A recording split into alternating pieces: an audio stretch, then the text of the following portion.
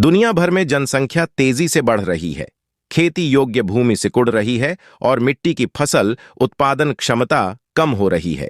आने वाली पीढ़ियों को खाद्य संकट का सामना न करना पड़े, इसके लिए वैज्ञानिकों ने एक नया शोध किया है। उन्होंने इलेक्ट्रॉनिक सॉइल बनाई है।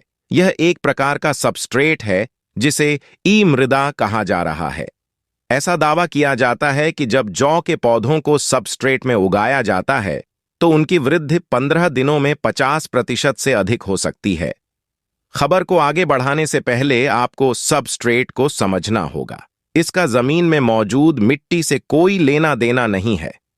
यह एक तरह की हाइड्रोपोनिक खेती है जिसमें पौधे बिना मिट्टी के उगते हैं।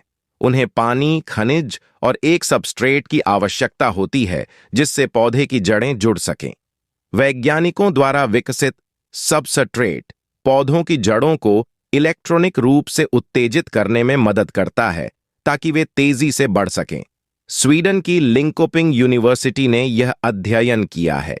एनडीटीवी की रिपोर्ट के मुताबिक अध्ययन में शामिल एसोसिएट प्रोफेसर एलेनी स्टावरिनिडो ने कहा कि दुनिया भर में जनसंख्या बढ़ रही है। जलवायु परिवर्तन की भी समस्या है। वर्तमान कृषि पद्धतियों से हम विश्व की खाद्य आवश्यकताओं को पूरा नहीं कर पाएंगे। उन्होंने कहा कि शहरी परिवेश में भी हाइड्रोपोनिक पद्धति से भोजन उगाया जा सकता है। याद रखें कि इसी तरह की तकनीक का इस्तेमाल अंतर्राष्ट्रीय अंतरिक्ष स्टेशन में भी किया जाता है। वैज्ञानिकों ने वहां कई तरह की चीजें उगाई हैं। इलेक्ट्रॉनिक मिट्टी से संबंधित अध्ययन journal proceedings of the national academy of sciences में प्रकाशित हुआ है।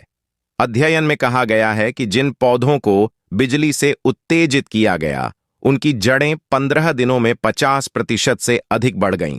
खास बात यह है कि इस तरह की खेती बंद जगहों पर भी की जा सकती है और पानी का भी कम से कम इस्तेमाल होता है।